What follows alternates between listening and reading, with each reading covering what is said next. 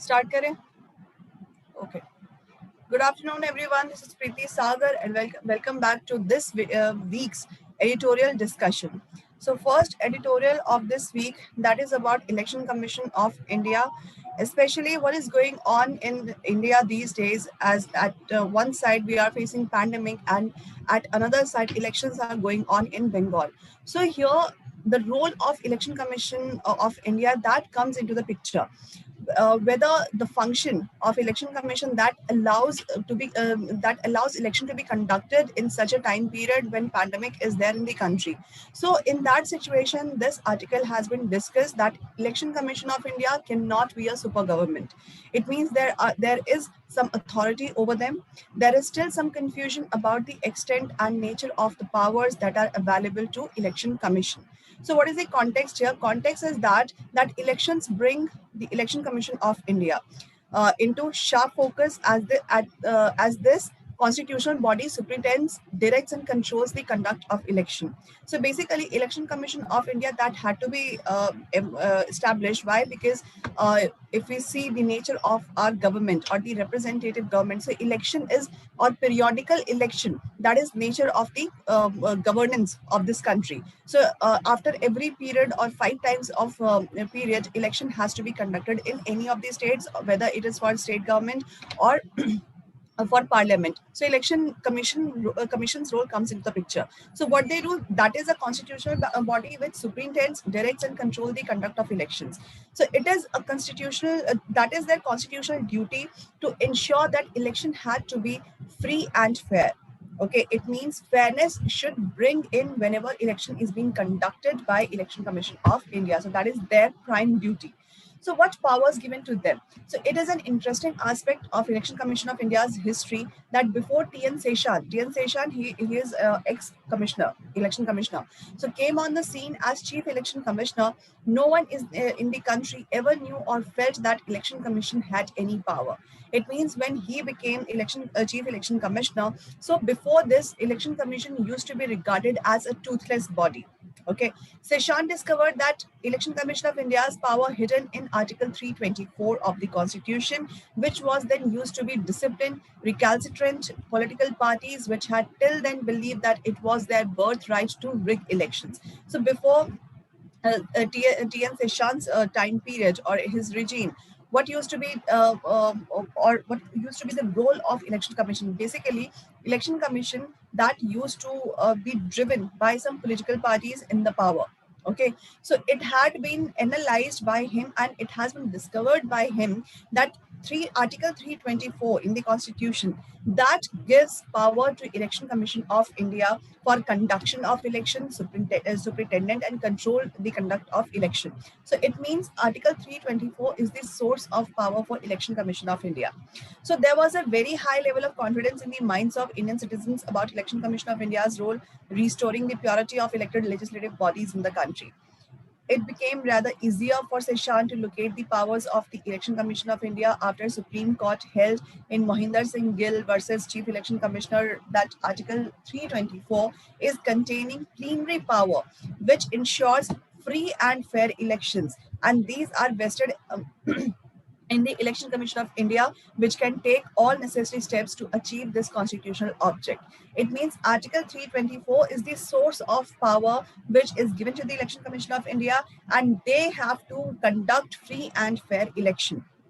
So all subsequent decisions of the Supreme Court that reaffirmed Gill's decision, and thus ECI was fortified by these courts' decision in taking tough measures. Model Code of Conduct that is issued by Election Commission of India. And what are these? Basically, these are some set of guidelines which meant for political parties, which meant for candidates and governments to adhere during an election. It means these are list of do's and don'ts during election in state or in the center. This code is based on consensus among political parties. So its origin can be traced to a code of conduct for political parties which has been prepared by Kerala government during 1960 for assembly elections. It means they framed out some do's and don'ts, or you can say some sets of guidelines during 1960 election. So its root or its origin can be traced in that. So it was adopted and refined and enlarged by Election Commission in the later years, and then it was enforced strictly from 1991 onwards. It means from 1991 onwards, the real power or the real functions of ECI can be seen in the country. Before this, it used to be controlled by one political party who used to govern, who used to rule by that time.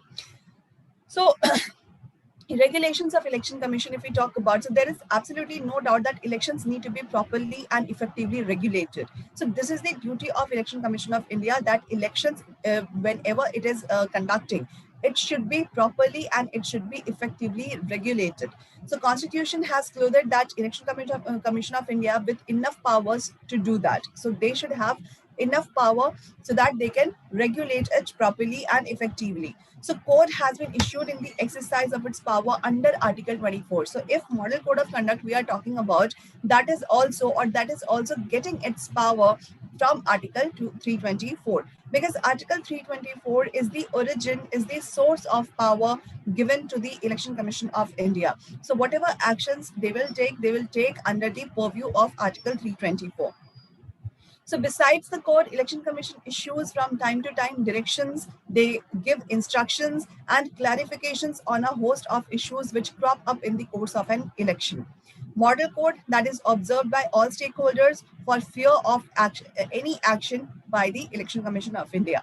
So basically what I said, this model code of conduct, these are those guidelines which are meant for the political parties, which are meant for the candidates and governments during the election. Okay, whenever election is going to happen. So there exists a considerable amount of confusion about its extent and nature of the power which are available to the Election Commission of India in enforcing the code, along with its decisions in relation to an election. So it is a code of conduct which has been framed on the basis of a consensus among political parties, and it has not been given any legal backing. Just a second. Sorry. So when we talk about these model code of conduct, so basically these model code of conduct that has originated later on. I'm sorry. So it has no legal backing. Okay. It is based on the consensus that what rules should be followed during election. So it is based on consensus, not any legality. So there is no legality or there is no legal backing behind the model code of conduct. So a committee of parliament recommended that code should be made a part of the Representation of People's Act 1951. Election Commission of India, it did not agree to it on the ground that once it becomes a part of law, all matters connected with the enforcement of law will be taken to court, which would delay elections. So Election Commission of India is saying that if model code of conduct would become a part of Representation of People's Act 1951, so it will become a legal role, or what say, you can say that legal backing would be given to it. But once it will come under the purview of legality or legislation, then what will happen? Politicians, candidates, they will break out the rule.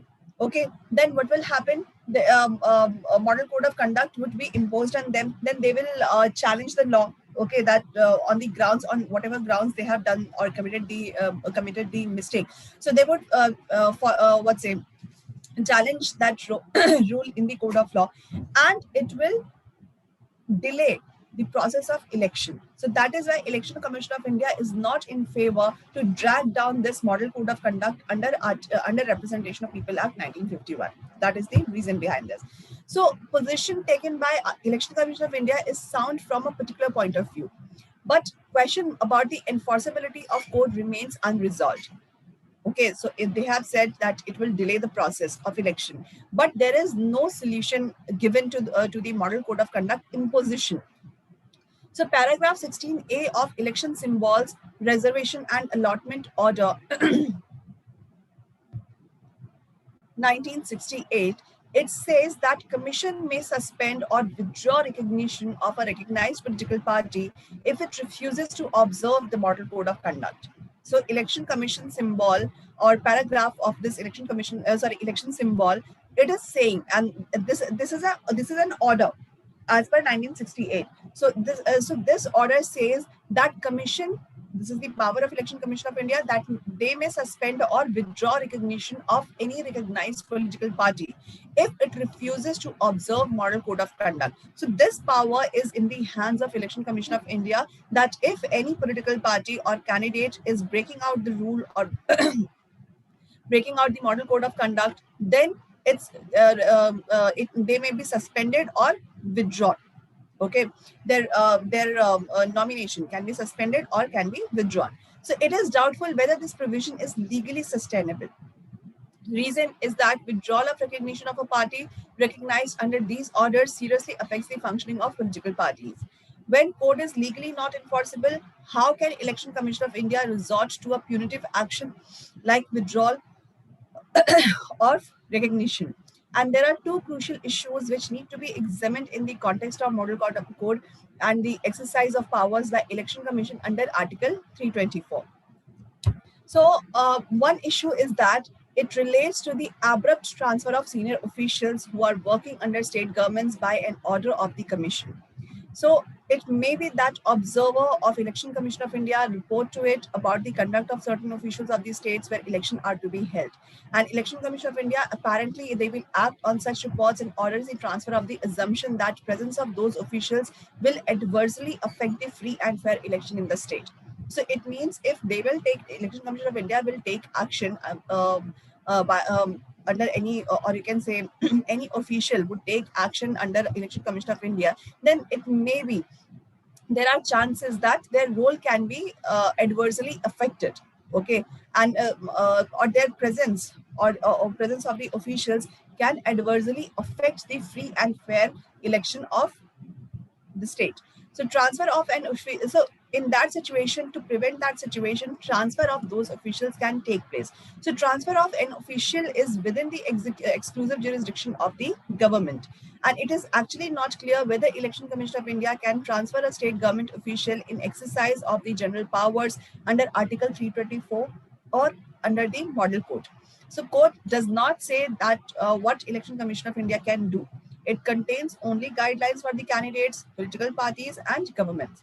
And Article 324, it doesn't confer untrammeled powers on the ECI or Election Commission of India to do anything in connection with the elections. So it doesn't confer any power to Election Commission of India, and so that they can do anything in the connection with the election. So if transfer of officials takes place, and that is a power with the which Election Commission can exercise without any concurrence of the state government, then whole state administration would come to a grinding halt. Okay, it means it will shaken up the governance of the state when Election Commission of India will start taking their own action. So Election Commission of India, they may transfer even chief secretary or the head of the police force in the state abruptly.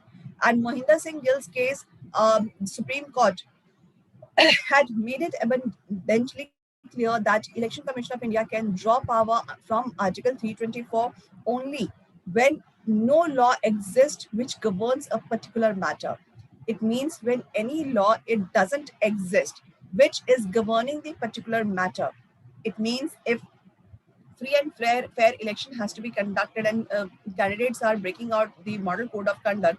So if state government is not having any law on this, okay, if state government has not any law on this, then in that situation, Election Commission of India can draw their power under Article 24. But if any legality or if any legal rule is already available in the state, then state government has to take actions on this.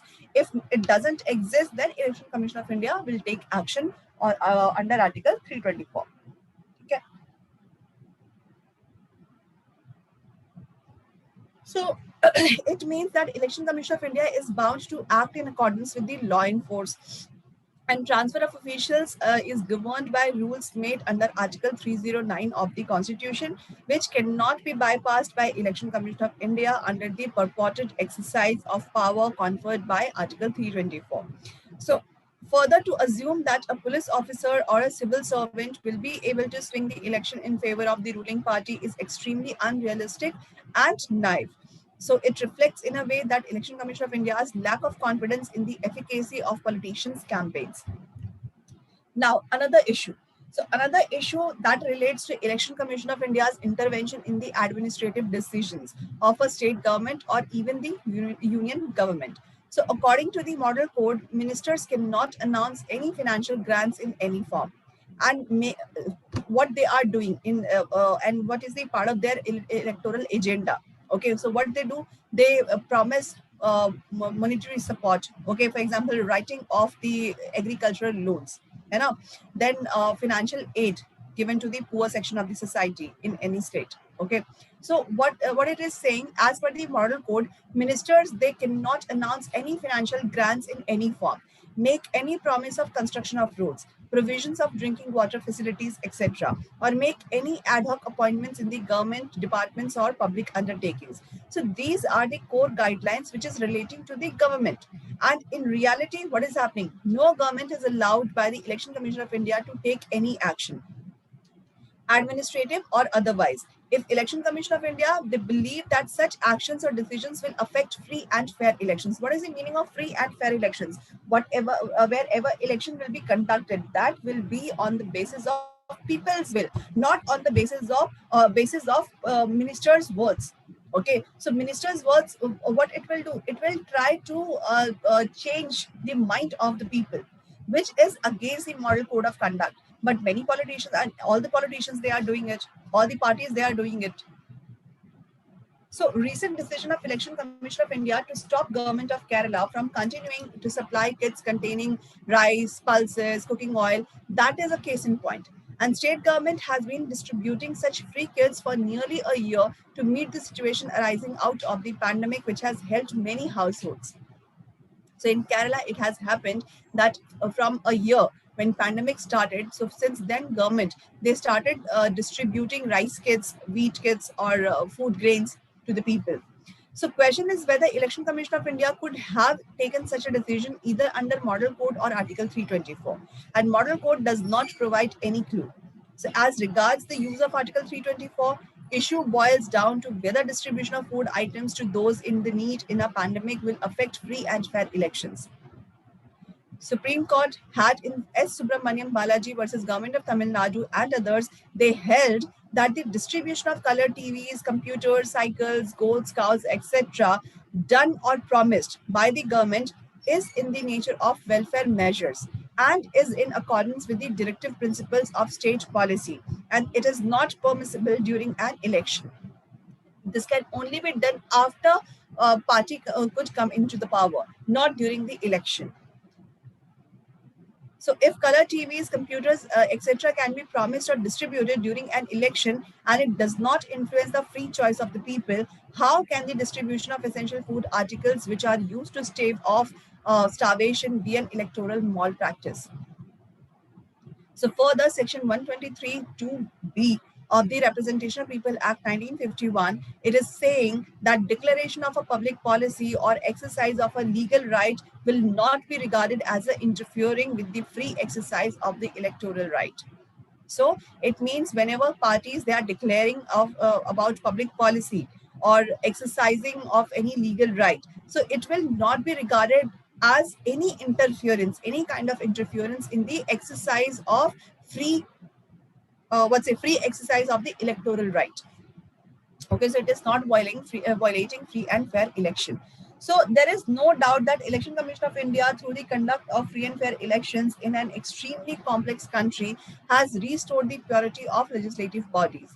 And no constitutional body is vested with the unguided and absolute powers. Neither citizens nor the Election Commission of India is permitted to assume that Election Commission of India has unlimited and arbitrary powers. So if it would be useful to remember the insight words of Justice S.N. Fazl Ali in A.C. Jose versus Siban Pillai, what they said, what he said that if election commission is armed with such unlimited and arbitrary powers, and if it is ever happens that persons manning the commission shares or is wedded to a particular ideology, he could by giving odd directions cause a political havoc or bring about a constitutional crisis, setting at naught the integrity and independence of the electoral process, so important and indispensable to the democratic system. So whatever political parties are during the elections, okay, in the name of campaigning that they are going to give this, or they enlist all such commodities what they are going to distribute, whether in the form of monetary help, whether in the form of commodity help. So it is not regarded right, or it is not regarded as a right action or violation. It is regarded as the violation of model code of conduct. So that is the whole context of this article. So in that situation, Election Commission of India is not a super government. They can only derive the power under Article 324, and they can only derive this Article 324 power whenever any law regarding that particular matter does not exist in the state. Then they can derive their power under Article 324 to take action against those political parties and candidates who are promising regarding monetary help or any support. Okay, so that is all about this article. Now, next article, that is about protecting children in the age of artificial intelligence. Their rights, privacy, and well-being must be protected in digital environments just as they are in the physical world. So artificial intelligence, basically, it is available on everywhere, basically, and various new forms we are going to see in the future. Okay, we are going to see various new innovations which will work on the front of artificial intelligence. So if we talk about TV, if we talk about radio, or any other application or gadgets, or any other source which is in the reach of children. So we cannot regulate each and everything, or government cannot regulate each and everything. These days, many mobile applications that comes, whether in the form of gaming, whether in the form of any online OTT platforms. So the content in those games, content in those applications, so people are having injudicious rights on that. Okay, so here it becomes very important that some protections should be bring in, so that it should be regulated properly. Okay, it should be regulated what content is being visible, what content is being given to the people, and what content is being accessible by the children. So here the role of artificial intelligence that need to be regulated. So their rights, privacy, and well-being, it must be protected in digital environments as we are protecting in the physical world. So context is that artificial intelligence, this is not only changing what humans are doing, but it is shaping the behavior of the people, the preferences of the people, perception of the world, and everyone. So older people, they still remember the life before artificial intelligence came into the picture, and the digital world what we are living in. So our references, our anchors, and pole stars that predated the fourth industrial revolutions. So not so far, millions of children and adolescents, they are or who are born into that time period. So what does that mean for them, what they are understanding with them, and what their parents and guardians are thinking about this platform, or you can say these new changes.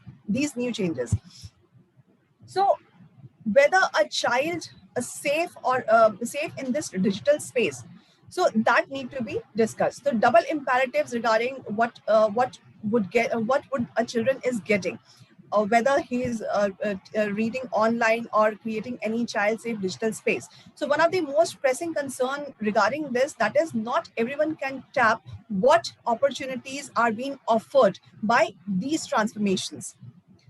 As per the UNICEF, that and International Telecommunication Union, they have said that as many as two-thirds of the world's children, they do not have any kind of access of internet at their home, especially in the rural India. So in addition to closing this digital divide, we need some better protection for our children and adolescents. But how does one child-proof artificial intelligence would be? It means proper regulation is required. So how do we encourage and support the tremendous good artificial intelligence can do for children's growth and development, while simultaneously mitigating the harm to them? And anyhow, if we do equip children and young people with the knowledge, tools, and awareness to protect themselves.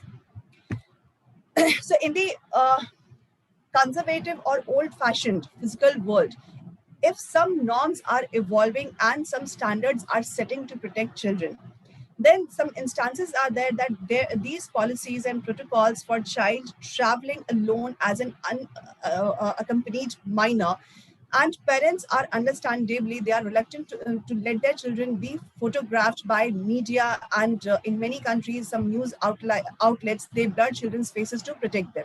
It means if any news or if any content is there where children are being photographed, so they are photographed, they have or parents they have given permission to publish that photograph, but in some instances they blur the children's face. So what are these protections are available online? Because this is the scenario of the physical world that can be regulated by the parents. But if we are living in the artificial intelligence time period, then whether these are being provided online. So virtual world that is full of unsupervised vacations and playgrounds with other children and potentially less than scrupulous adults, and sometimes posing anonymously as children. Video gaming, chat forums, some examples has been given of them. So they offer online space for children so that they can socialize with their friends. Multiple reports they can identify, or such virtual playgrounds can be that can become predators for the children. Some short of banning screen time entirely, and parents they are hard pressed to keep tabs on just what their children are doing online and with whom they are spending their time online. So online homework, whatever they are getting, this has become even more difficult to regulate during the time of artificial intelligence. So it doesn't help that artificial intelligence system or driving some video games or social networks, these are been designed to keep children hooked to this to these platforms, and both through algorithms and gimmicks like streaks, likes, or infinite scrolls to them. So if infinite scrolls are given to them, they do not know or they cannot identify what content are visible to them and what content is feasible for them to go through. So if this is an ancillary consequence of the underlying business model, so if some damage is being is being done or is occurring to the children from who are in the tender age or who are going through their adolescence age, so that becomes or that make them digitally addicted. Okay, if they get into or if they get trapped into that artificial intelligence applications. So similarly, right, when children and youth they are forming their initial views of the world and they are being sucked into virtual deep space, that includes universe of fake news or some conspiracy theories or some hype of the news or fake news, you can say, online bullying or hate speeches or some likes on those offendable contents. So even every click and scroll, artificial intelligence is sorting them into tribes, feeding them with steady diet of specially customized tribal cuisines. It means whatever content they will get in the modified manner. Maybe it is right, maybe it is wrong. It is hampering their mindset. So all this is thrown at the children, and when they are starting to try to make sense of what they are and what which world they are living in. And when it becomes important to help them understand and appreciate different perspectives or preferences or some beliefs and customs what they are getting into, so that help them to build some bridges of understanding and empathy and goodwill. So if we talk about applications of artificial intelligence, so today many toys which are being which are functioned as per the artificial intelligence, and they are pre-programmed like this. Okay, so that comes with their own personality and voice, and it gives a very deep impact on the mind of children. So it can offer playful and creative opportunities for them, for the children, with some promoting enhanced literary or social skills and language development. But they also listen and they also observe the children behavior. What data we are providing to these artificial intelligence platforms, they are soaking it up, and with no framework to govern its use. There is no proper framework. where these data are being used. So some of these artificial intelligence toys, even they can perform facial recognition of children and toddlers. And Germany has already banned Kyla, that is an internet connected doll. Why? Because there were some concerns that it could hack and use to spy on the children. So that is why this Kyla that was banned in Germany. So most of the countries, they do not have legal framework such kind what Germany has done. And in the field of education, if we talk about, so artificial intelligence, it can and it is being used in fabulous ways to tailor learning materials and pedagogical approaches what children are needing, like intelligence tutoring systems, some curriculum plans which has been tailored out, which has been modified, and imaginative virtual reality instructions, which is offering rich and engaging interactive learning experience, which can help children to improve educational outcomes. So in the field of education, these kind of applications are available. So these are running on some algorithms. So these algorithms can also both amplify existing problems with the education system, or they can introduce new challenges. When pandemic has caused usual tests to be cancelled in United Kingdom and by international board, so algorithms that has served as a fallback meant which has meant for thousands of the students that they lost out on college admissions and scholarships. So unless the educational and performance data on children is kept confidential and anonymous, it can inadvertently typecast or brand children, and it can harm their future opportunities. So data can be it should be kept confidential. So balancing with the artificial intelligence, that becomes very difficult. So it can do some good to the children, while it may keep their unique vulnerabilities in their preoccupations or mitigate inadvertent harm and misuse. And next phase of the fourth industrial revolution, which is about to come, that must include an overwhelming push to extend internet access to every children. Governments, some private sectors, some civil societies, parents, and even children, they may push hard for this. Before artificial intelligence, it may further deepen the pre-existing inequalities which were already there and creates new disparities. A digital divide would be seen in the society. So, on mitigating online harms, what we are needing or what we require. So, we need some multi-pronged action plan. We need some legal backing, some technological safeguards, greater awareness among the parents, among the guardians and children's, and how these artificial intelligence are working basically behind the scenes. We need some tools like certification, trustworthy certification, some rating system to any application, which may enable sound choices, which is which is working on the artificial intelligence applications. We need to ban some anonymous accounts.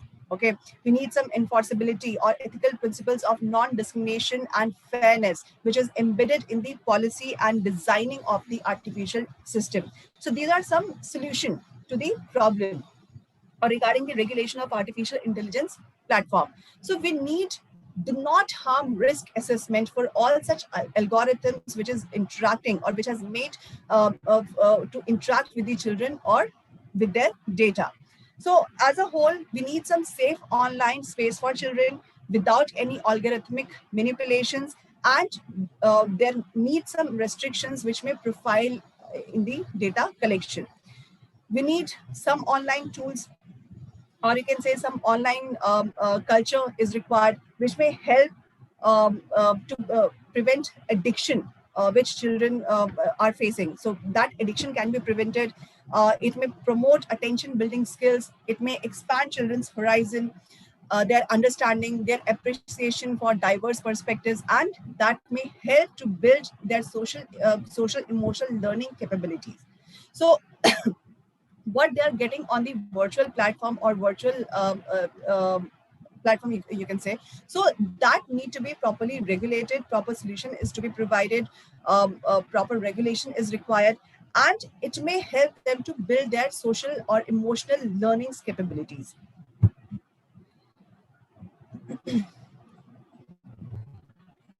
So, UN committee in the month of February, what they did, UN Committee on Rights of Children adopted general comment, and what it said, it implemented the Convention on the Rights of Child and fulfilling all children's right in the digital environment.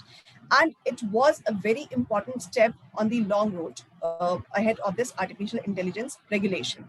So Government of India, they also put in place some strong policies which may protect the rights and well-being of the children, which includes some legislative framework, for example, right to education. Some laws and policies has also been framed out, which may prevent the range of abuses and violence against children, like National Policy for Children, which came in 2013, and it can be extended to children in the digital space. So this National Policy for Children, that is working in the physical world. So to regulate the virtual world, it can be extended in digital space as well. So much more is needed to be done in India and around the world. And in this interconnected world, the more we can agree upon multilaterally and by stakeholders or some groups, it will become easier to implement nationally and locally, or to implement the framework or the regulation internationally or locally.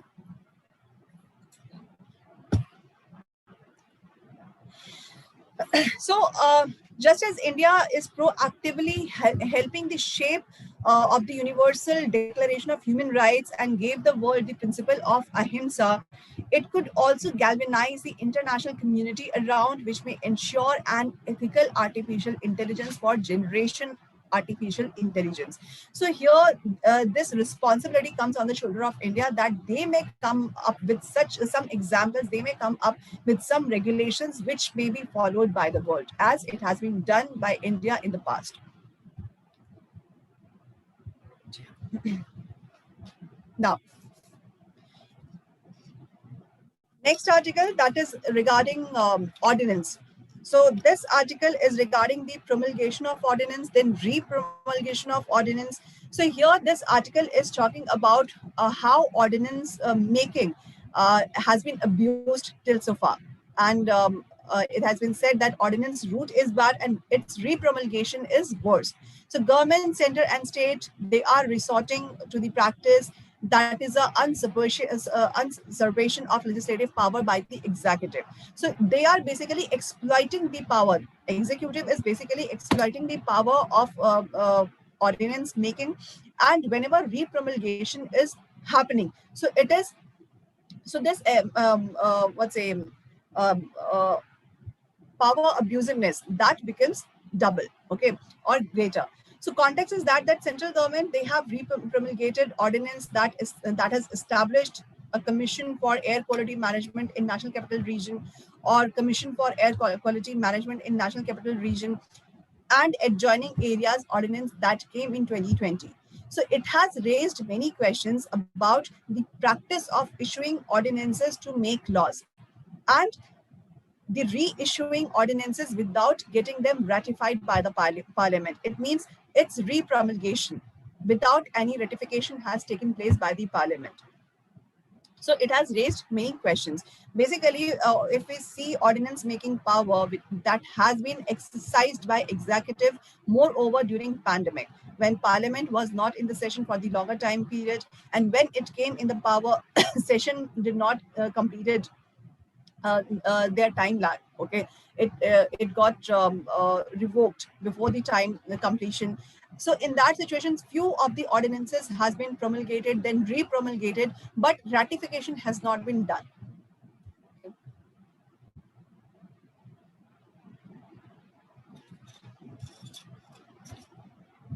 So lawmaking process given in the constitution, if we talk about, so constitution has permitted central and state governments that they can make law when parliament or state legislature is not in the session.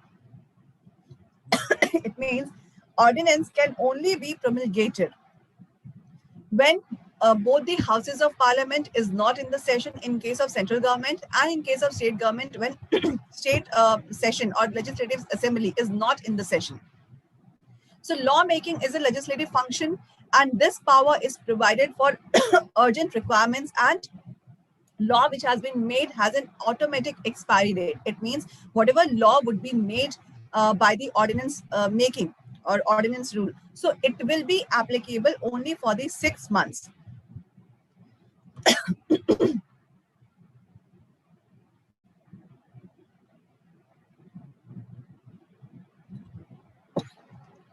After 6 months or within the time of the 6 months, whenever parliament or state assembly would be in the session, that law has to be ratified. If it will not be ratified, then it will expire after a certain time period. So constitution states that ordinance will lapse at the end of 6 weeks from the time parliament or state legislature next meets. So if it has not been ratified by the parliament or the state assembly within the 6 months time period and session has conducted, okay, then it will lapse after 6 weeks of the parliament or state legislature's session.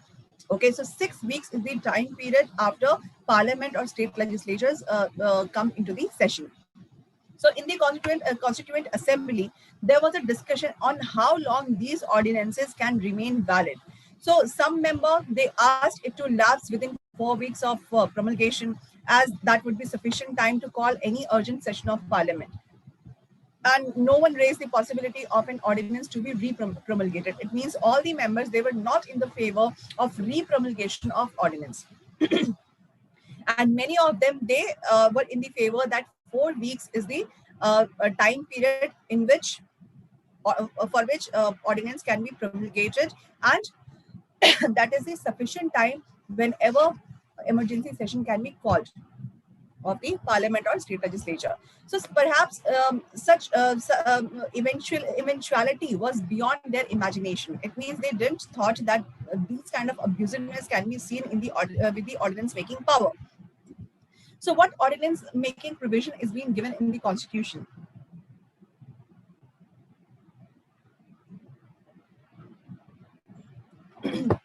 Ordinance that was originally conceived as an emergency provision.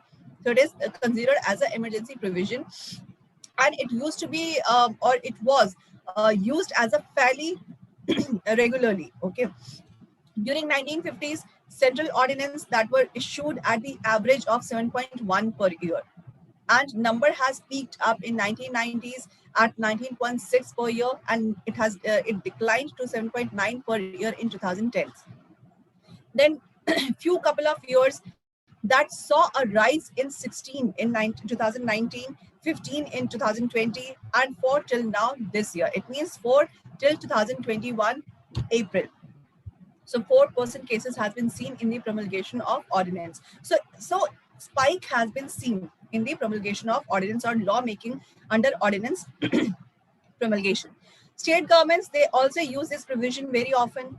Issues was brought up in the Supreme Court through a writ petition filed by D.C. Vadhava, who was a professor of economics, and he discovered this fact when he was researching land tenures. Then he found out that ordinance making power has been abused by the government. Then he also found out that Bihar had issued 256 ordinances between 1967 and 1981, of which 69 were re-promulgated several times, which includes 11 which were kept alive for more than 10 years. It means re-promulgation of those 11 ordinances that kept alive for more than 10 years. It means it has been abused very severely. So 5-judge constitution bench of the Supreme Court in 1986 ruled that re-promulgation of ordinances was contrary to the constitutional scheme. And they said that it would most certainly be a colorable exercise of power for the government to ignore the legislature and to re-promulgate the ordinances, and thus to continue to regulate the life and liberty of the citizens through ordinance made by the executive. So this is unconstitutional basically. Okay, Constitution is giving power to make ordinance whenever Parliament or houses of the Parliament is not in the session or Legislative Assembly is not in the session. It doesn't say how many times ordinances can be made. So this provision need to be added, that at maximum how many times re-promulgation can be taken place. So such a stratagem would be repugnant to the constitutional scheme, as it would enable the executive to transgress its constitutional limitation in the matter of lawmaking in an emergent situation, and to covertly and indirectly arrogate to itself the lawmaking function of the legislature. Interestingly, court has pointed out that there was not a single instance of the precedent, like central government re-promulgating an ordinances. Judgment did not stop the practice. Instead, center also started to follow the lead of Bihar. Example is there in 2013 and 14 Securities Law Amendment. Ordinance has re-promulgated 3 times. Similarly, Ordinance to amend Land Acquisition Act, which has been issued in December 2014 and re-promulgated twice in April and May 2015. So legal position is clear and has been elucidated by constitution benches of the Supreme Court. Ordinances are to tackle exigencies when legislature is not in the session, and it will expire at the end of 6 weeks of the next meeting of the legislature. So this time period is given for the legislature to decide whether such law is warranted. And re-promulgation is not permitted, as that would be a usurpation of legislative power by the executive. So as governments, both at the center and the states, they are violating this principle. Legislatures and courts should check the practice. And that is what separation of powers and concept of checks and balance means. That proper accountability, proper checking up of the practice needs to be done. So by not checking this practice, the other 2 organs, legislature and executive and judiciary. So other 2 organs, they are also abdicating their responsibility to the constitution. So all the 3 organs, executive, legislature and judiciary, whatever each and every one is doing, that need to be ratified, that need to be properly checked. So if they are not doing it, then they are abdicating their responsibility to the constitution. Okay. That's all about this article.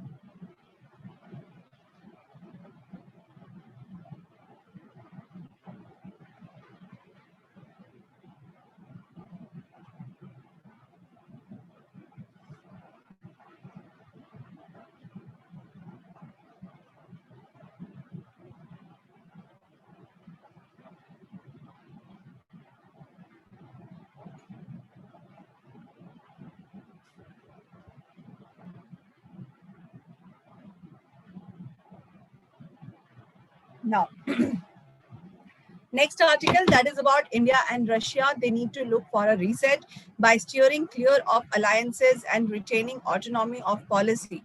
India can maximize its global influence. India and Russia, we know that India was more over bent towards USSR when Russia used to be USSR. What is the full form? I'm forgetting it. So, but these days, in the geopolitical, changing geopolitical scenario, or the changing the dimension of the geopolitics, what we are seeing, Russia is moving more towards or bending more towards China, not to India. With Russia, India is sharing its defense partnership. Okay, they have established defense collaboration, and and they are sharing multiple platforms together, whether it is RIC, Russia, India and China, then BRICS is there, then United Nations Security, UNG and UNSC assemblies are there, Security Council. So Russia is partner with India at multiple places or multiple platforms. But why India and Russia's relationship is getting deteriorated, or what has led to it? Okay, so context is that it was clear from Russian Foreign Secretary or Foreign Minister Sergei Lavrov's working visit to India 2 weeks ago that India-Russia relations are not quite the flavor of the season.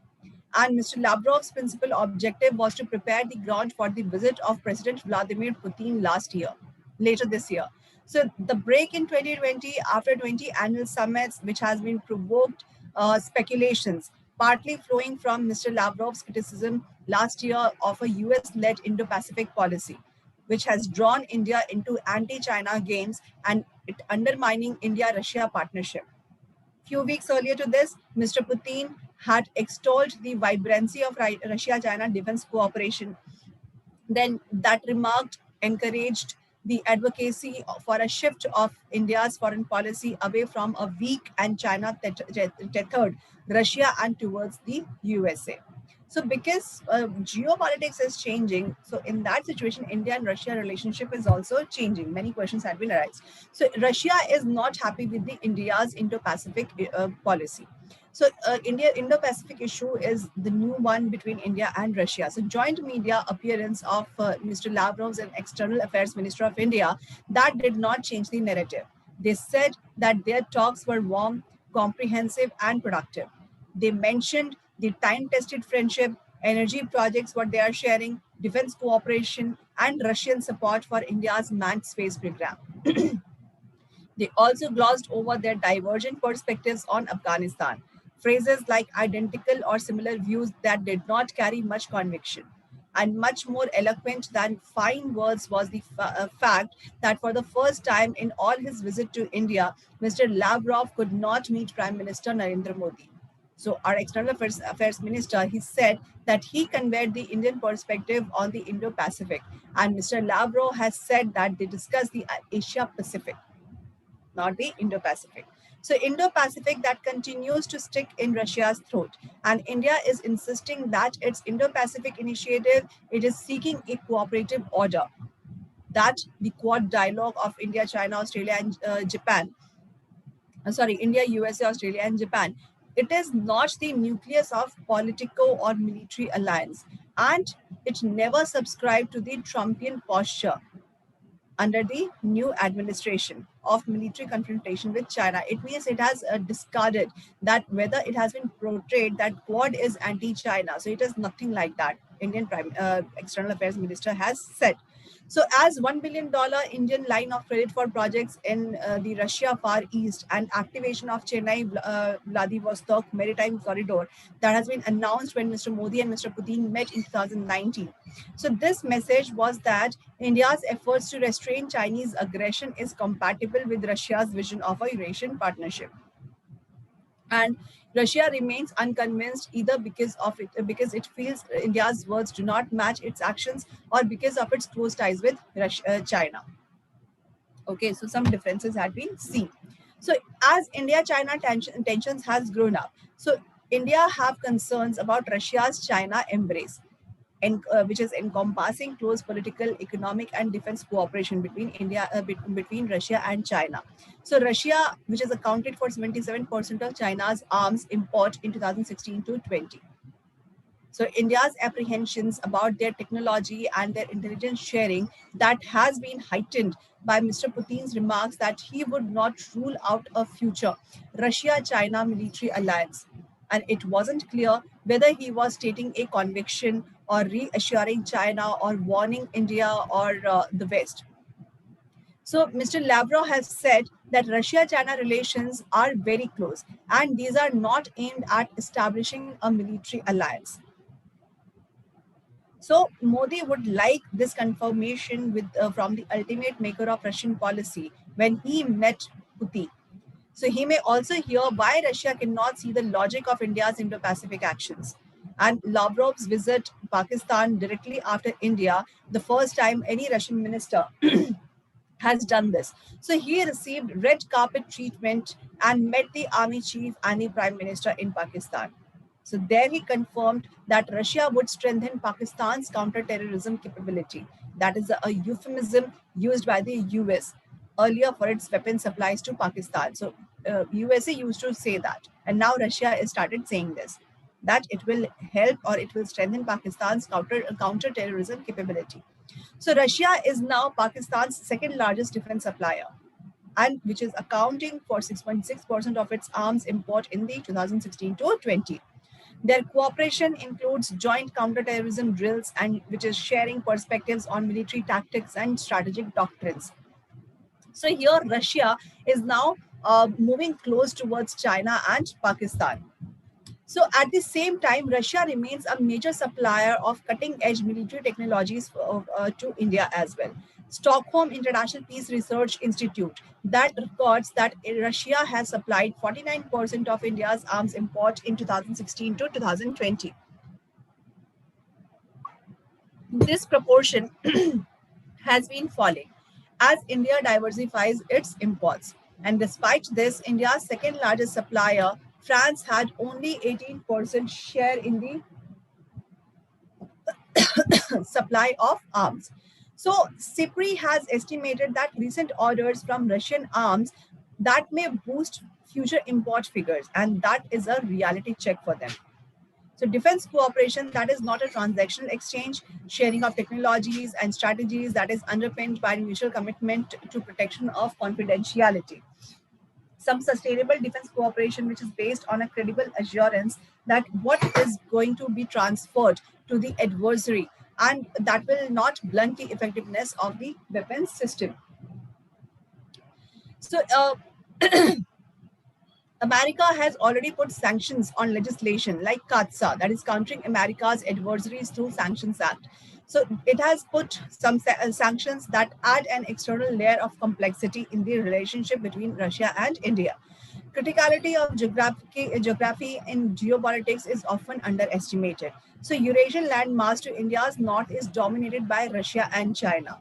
Strategic and security interest, which is laying in the Central Asia, West Asia, and Afghanistan, that also dictate our engagement with the region, and connectivity projects, which is linking it, like international north-south transport corridor, which is passing through Iran, and it has been discussed by Lavrov with our external affairs minister. So here, India cannot vacate its space to Russia-China condominium, where Pakistan has entered into this without any potential grave security consequences. So when Modi-Putin summit held, that had tackled the irritants, and before it will probably announce that perspectives had been reconciled. Such annual assertions that will not convince the political, official, business, media, and academic circles in the two countries that have to sustain major partnership. So relationship between both the countries, they have to be located in a broader geopolitical context. Principal elements in this is the drive for superpower status of a powerful, assertive China. And it becomes self-evident that USA, as the preeminent superpower, it will seek to retard this process. So in the deviation from classical geopolitical strategy, USA is taking on both China and Russia, which is lesser power and despite its military and energy dominance, thereby driving both of them together, and arguably it will accelerate the move towards bipolarity. So differentials. So China's assertion has led to it. So differentials in the military, economic, and political power across the countries that may complicate the emergence of two poles of the Cold War variety. So it will let up in the Western hostility towards Russia that could add in the complexity in the situation when Mr. Putin's Russia takes place, the opportunity to loosen the Chinese embrace and their position as a pole in the multipolar world. India that has to explore the space within these processes to maximize its global influence by steering some alliances, okay, or clearing some alliances and by retaining autonomy of policy. Then partnership with Russia, it will not have salience of past decades, but it will remain important for our continental interest and defense capability because Russia is India's biggest defense partner. So depth of the relationship will depend on the willingness and capacity of both the countries, which will show mutual sensitivity to core security concerns. Okay.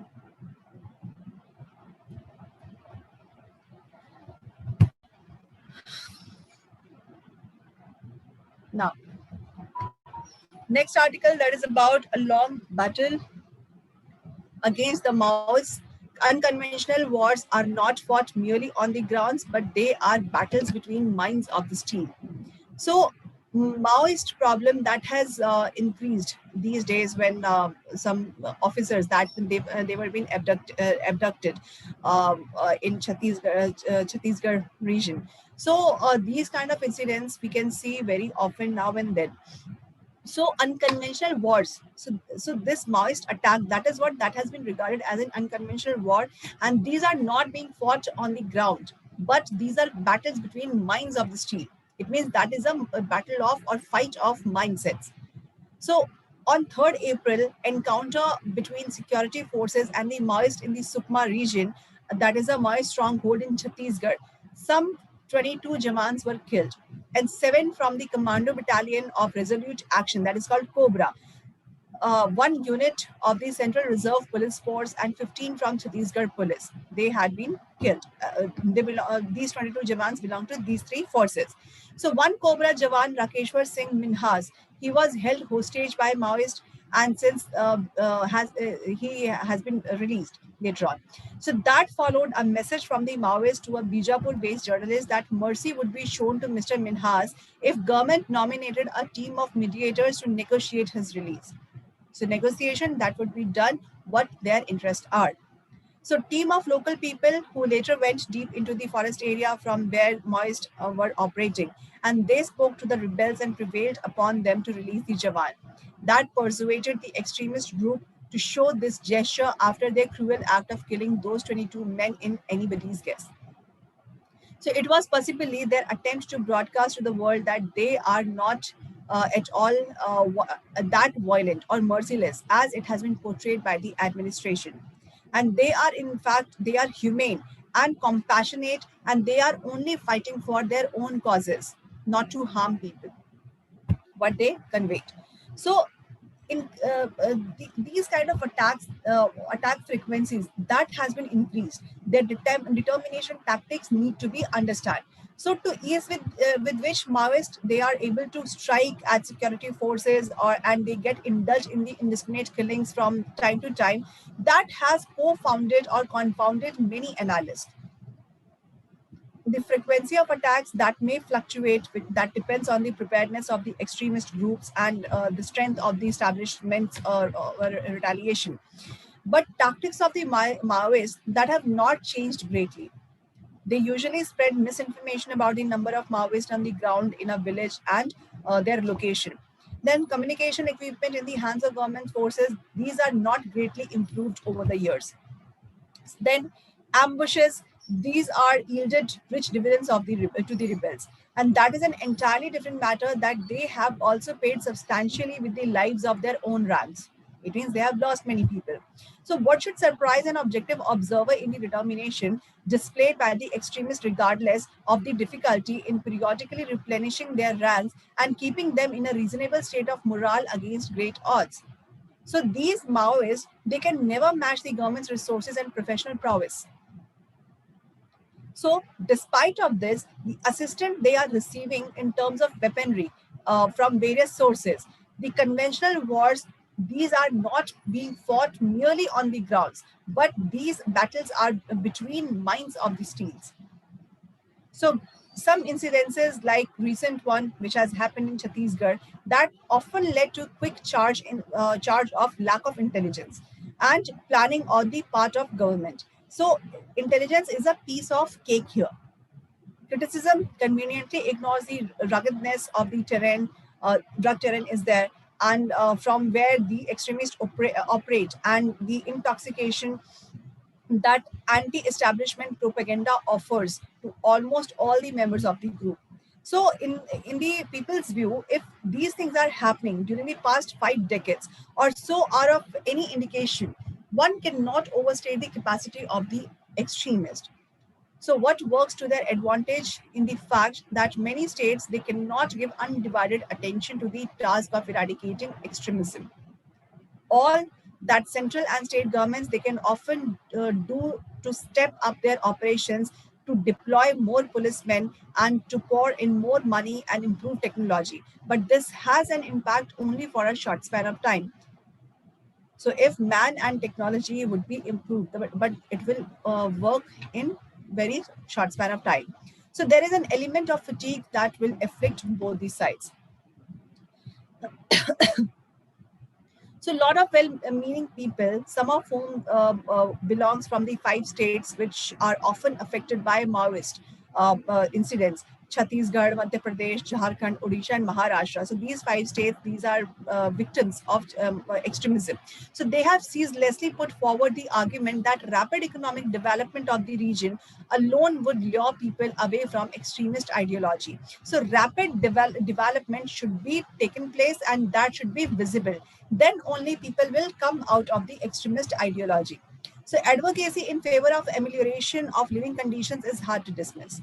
To be fair enough, government involved both in states and the center have taken the plea seriously, and they have implemented many development schemes in these areas. So this has helped only partially. Like Andhra Pradesh, that is an exception where magic of development has succeeded, like in Srikakulam district. Then civil servants who have served in that area, they say a dedicated leadership at the district and grassroots level is one explanation for the transformation. Some also say inducting local youth into security forces that has helped in fighting the extremists. So over dependence on central forces is counterproductive. For able-bodied locals to compromise or to comprise security force is commendable. It means local force or local people, they should be included in the security forces. Then employment would be generated, employment would be given to the people, and they will not spend their time in the extremism. They will come out of that. So greyhounds that raised in Andhra Pradesh in 1989, that is an eloquent illustration of this. History will remember the results which has been produced under the phenomenal leadership of K.S. Vyas. He was a courageous IPS officer who unfortunately paid with his life for the valor and dynamism that had been displayed. So whatever is happening in the parts of the eastern region of the country, that should not surprise us. So economic deprivation and religious fundamentalism that often hijack the thinking process of the many population, and then the chances of bending towards extremism, that becomes very higher. Now, what objectives these Maoists are having? So if we talk about their objective, that is to be drive a wedge between security forces and government, so as to sow disaffection against the latter. It means they can show disaffection against the government. Another aim is to serve a warning to the government that it has no option but to concede all the demands of the extremist. It is also another matter that these demands, like formation of people's government and secessionist in nature, that is no constitutionally elected establishment will ever concede. So it is a tricky situation which defies a lasting solution unless the rebels break down from fatigue and suffer from a situation where recruits dwindle. So we don't see this happening in the immediate future. It will take some time. So if this assessment proves right, we may see a gradual migration of younger rebels aspiring for a better life, and they are going to other parts of the country where there are better educational opportunities. And it may start as a trickle but could become a deluge over the next few decades. So youth population who are moving towards extremism, they may be bent towards, or they may be intent towards development and employment generation.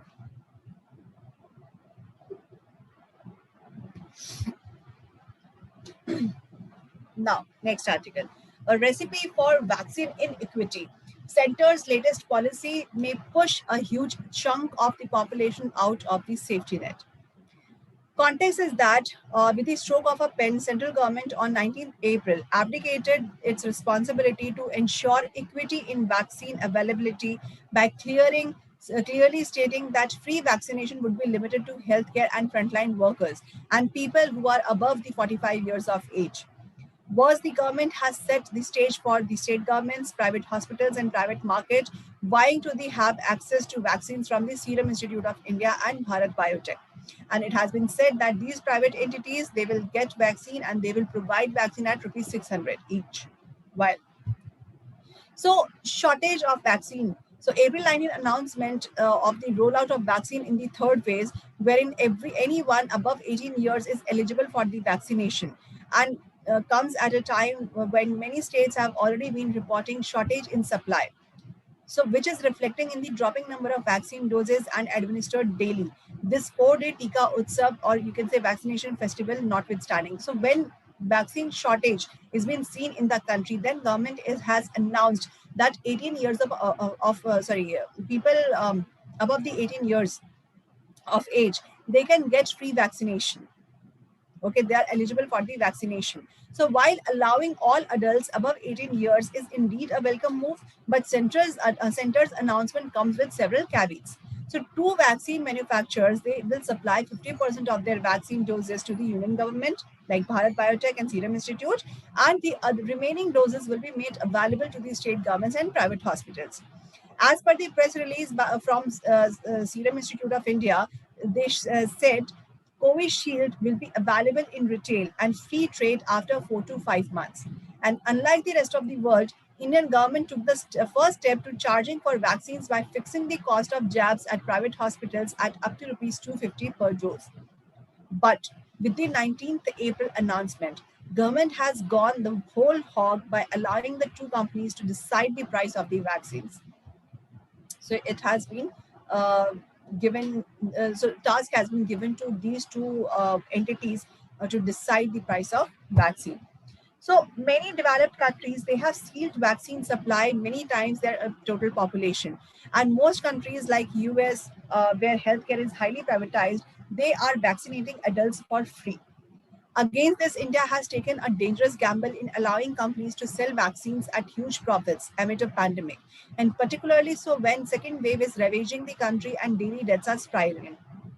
Government's projected population for 2021 for the 4 years age group, 18 to 44 years age group, that is 595 million, and with two doses per person, which is translates to 1,190 million doses. So where 595 million doses are available between 18 to 40 years of age, and if two doses per person would be getting, so it means 1,190 million doses are required. So this huge population has not been included in the priority groups to have access to vaccines, and it would be covered solely by state governments and the private sector. It means it will be cost incurring. Okay, it will incur some cost. So while private sector, they may be able to cater to a small percentage of the population, and it can afford to pay a higher price per dose, states must buy vaccines and administer them for free for a huge number of people, lest the poor are left out. Then whatever policy each state government formulates to identify those eligible for free vaccines, it would need to allocate huge resources to buy such doses.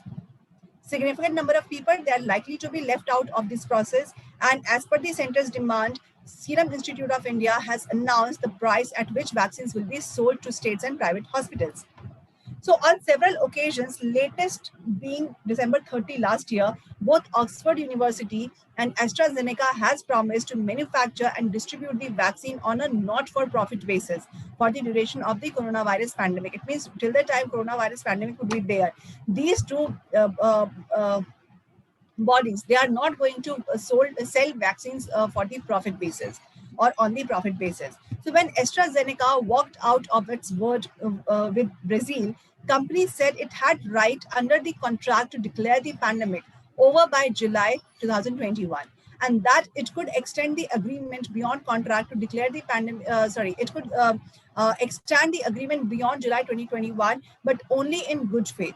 And if it is considered that COVID-19 pandemic was not over, then they may go for extension of the pandemic time period. Okay, so AstraZeneca has said that they will not sell this vaccine for the profit. So in Brazil, they said that they have right Okay, they are getting this right under the contract that declaration of the pandemic would be or the pandemic order would go till July 2021, and if it not be ended by July 2021, then they may extend this contract. It means they will provide vaccination free of cost even after July 2021 if it will consider that COVID-19 pandemic is not over. But in India, Serum Institute, despite not selling the vaccine at cost price, is making a small profit while supplying it at rupees 150 per dose. So why, with the price tag of rupees 500 and 400 and 600 per dose, company will be earning more than 2.5 to 3 times the profit as early as May 1st, when pandemic is nowhere close to ending and the second wave is raging in India. It means in the midst of pandemic, people are thinking to earn profit on the vaccination. So how many vaccine inequity will be seen in each state will depend on the policies that governments design to identify beneficiaries. Since no one is safe till at least a vast majority is protected to achieve herd immunity against COVID-19. And it is imperative that Indian government is ensuring that companies will not become greedy while selling to the state governments.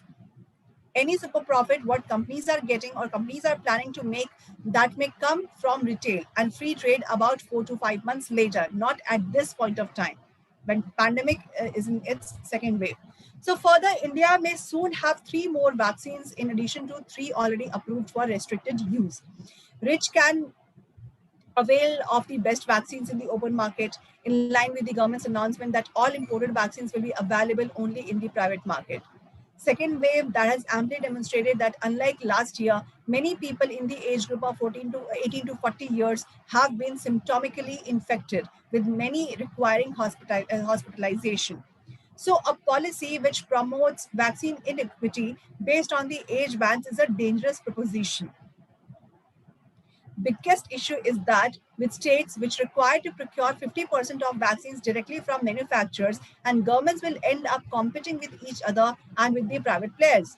So similar situation was seen in United States last year when former president made individual states procure ventilators and personal protective equipments on their own, and that led to a chaotic situation where states outbid each other and diversion of supplies from one state to another became rampant. So around 2.4 million doses being produced a day. Serum Institute of India is currently manufacturing 6,065 million doses a month.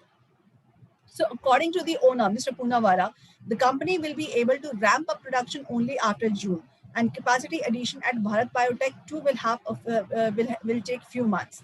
So current shortage is likely to continue for few more months, and amid the sharp criticism for the shortfall, central government, by allowing states to procure vaccines directly from manufacturers, has definitely shifted any future blame to state governments or their policies. Okay, that is all about this article.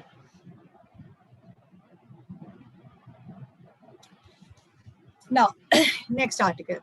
A fresh push for green hydrogen. India must address several challenges to enhance commercial scale operations. So hydrogen, basically, green hydrogen is good for environment. Okay, it is environment friendly. It will only emit oxygen as its byproduct and water as its byproduct, not carbon emission, what we are seeing in the case of fossil fuel.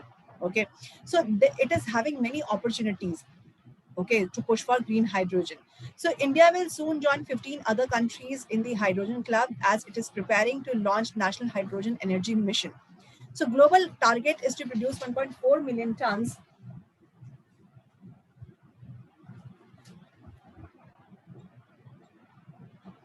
of green hydrogen by 2023, and currently India is consuming around 5.5 million tons of hydrogen, primarily which is produced from imported fossil fuels. In 2030, according to an analysis by Council of Energy, Environment and Water, green hydrogen demand could be up to 1 million tons in India across application in sectors like ammonia, steel, methanol, transport and energy storage. So several challenges in scaling up to commercial scale operations persisting, and we propose 5 recommendations towards this. It means as a whole, if we say green hydrogen has many capabilities and it has many opportunities for Indian economy too, and to improve the environment. And it has many possibilities to find out or application of hydrogen in such sectors like ammonia, steel, methanol, transport, and energy storage, where hydrogen can be used, and which are pollution prone. So pollution can be decreased by using hydrogen in these sectors. So several challenges are scaling up to the commercial scale operation to this. Okay, so 5 recommendations has been given here. So first is decentralized hydrogen production, which must be promoted through open access of renewable power to an electrolyzer. Electrolyzer, that is a process which splits water to form H2 and O2 using electricity. With the use of electricity, from H2O, hydrogen and oxygen is being separated. Okay, so decentralized hydrogen production, that must be promoted through open access of renewable power to an electrolyzer. So currently, most renewable energy resources that can produce low-cost electricity, which is suited far from potential demand centers. If hydrogen has to be shipped, it would significantly erode the economics of it. More viable option would be wheeling electricity directly from the solar plant. For instance, wheeling electricity from solar plant in Kutch to a refinery in Vadodara. It could lower the transportation cost by 60% as compared to delivering hydrogen using trucks. So electricity tariffs could double when supplying open access power across state boundaries. And operationalizing of open access in letter and spirit as envisioned in the Electricity Act 2003, it must be an early focus. Okay. Then second recommendation, that we need some mechanism to ensure access to round-the-clock renewable power for decentralized hydrogen production. So to minimize intermittency, which is associated with the renewable energy, for a given level of hydrogen production capacity, a green hydrogen facility will typically oversize the electrolyzer, and it will store hydrogen to ensure continuous hydrogen supply. So first is generation, second is storage. So such a configuration would also generate significant amounts of access electricity. And as we scale up to the target of having 450 gigawatt of renewable energy by 2030, that will align hydrogen production, which needs with broader electricity demand in economy, and it would be critical. Then third, we need to take step to blend green hydrogen in existing process, especially in the industrial sectors. Improving the reliability of hydrogen supply by augmenting green hydrogen, it will conventionally produce hydrogen, and it will significantly improve the economics of the fuel. It will help to build a technical understanding of the process, which will involve in handling hydrogen on the large scale. Then fourth, policymakers, they must facilitate investment in early stage piloting, and the research and development need to advance the technology for use in India. So growing interest in hydrogen is triggered by the anticipated steep decline in electrolyzer cost. India should not be a mere witness to this, but for public funding that will have to lead the way. And private sector too has significant gains to be made by securing its energy future. Then finally, the fifth one, India must learn from the experience of National Solar Mission, and it must focus on domestic manufacturing of hydrogen. By establishing an end-to-end electrolyzer manufacturing facility, it will require measures extending beyond the existing performance-linked incentive program. And India would need to secure supplies of raw material that are needed for this technology. Then major institutions like DRDO, BARC, and CSIR laboratories that have been developing electrolyzer and fuel cell technologies. And there is a need for manufacturing strategy that can leverage the existing strengths and mitigate threats by integrating with the global value chain. So before it reach any scale, green hydrogen has been anointed the flag bearer of India's low carbon emission. And hydrogen, that may be lighter than air, but it will take some heavy lifting to get the ecosystem in place. And how heavy lifting? It means it will take some time to come into the ecosystem. Okay, in the usage.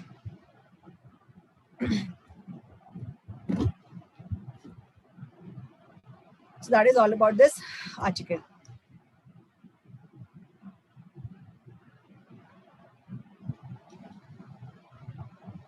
Now, next article is data and a new global order. So India has a key role to play in the hyper-connected world. Context is that shift of global power from Atlantic to Indo-Pacific that has raised strategic questions for India. And where we are living in the divided world because of assertive China, or is the shift of power to Asia that is a switch of the historical norm. So is United States defending multilateral rules or hegemony over the rules it has set, or should India take sides or bide its time as a neutral contender to both China and USA? So here it becomes very important for India to show its presence in a very strategic way. So industrial revolution restructured the global manufacturing order to Asia's disadvantage. As we know that industrial revolution that led to the colonization process of Asia, moreover, and Africa. So in the digital data revolution, algorithms that require massive amounts of data determine innovation and nature of productivity growth and military power. So mobile digital payment interconnections that may impact society and the international system, having three strategic implications. First, because of nature and pervasiveness of digital data, military and civilian systems are symbiotic. Cybersecurity becomes a national security, and it requires both new military doctrine and diplomatic framework. Then, secondly, blurring the distinctions between domestic and foreign policy and replacement of global rules with issue based understanding converge with the growth of smartphone based e commerce, which ensures that massive amounts of data give a sustained productivity advantage to Asia. Then, third, data streams are now at the center of global trade and countries' economic and national power. So India has this capacity to negotiate new rules as an equal with the USA and China. So innovation that is based on the data that streams has contributed to China's rise as the second largest economy and near peer of USA. It means where we are living in the unipolar world, so China has that what's a capability to convert the world into bipolar. So US Indo-Pacific Commander recently has said the erosion of conventional deterrence capabilities was the greatest danger in the strategic competition with China. National security strategy for USA that puts more emphasis on diplomacy than military power to resolve conflicts with China, and it acknowledging that its military allies have complex relationship with Beijing as it seeks to work with them to close technology gaps. For example, if we talk about Japan, Japan has some issues with China. Um, Australia is also having issues with China. India and China also have issues. They are having border issues. So USA has analyzed it. Okay, so it is putting more emphasis on diplomacy, that military power to resolve conflicts with China, and it has acknowledged that military allies of USA that have complex relationship with China. So it seeks to work with them and to close technology gaps. So China's technology weakness is the dependence on semiconductors and its powerlessness against US sanctions on banks, 5G, and cloud computing companies. Its 14th five-year plan that emphasized a $1.4 trillion strategy for the development of science and technology. And China's digital technology-led capitalism is moving fast to utilize the economic potential of data by pushing the recently launched e-yuan and shaking the dollar-based settlement for global trade. China has a $53 trillion mobile payments market, and it is global leader in the online transaction arena, which controlling over 50% of global market value. At another side, India's unified payment interface volume is expected to cross $1 trillion by 2025. So USA, in contrast, lags behind with only 30% of consumers using digital means, and with the total volume of mobile payment is less than $100 billion. So global strategic balance will depend on new data standards. Earlier this year, China formed a joint venture with SWIFT for cross-border payments and suggested foundational principles for interoperability between central bank digital currencies at the Bank for International Settlements. USA, far behind in mobile payments, is falling back on data alliance and sanctions to maintain its global position.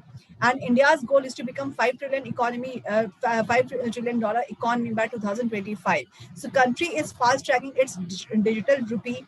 Challenges is promoting engagement with major powers while they are retaining their data for innovation and competitive advantage.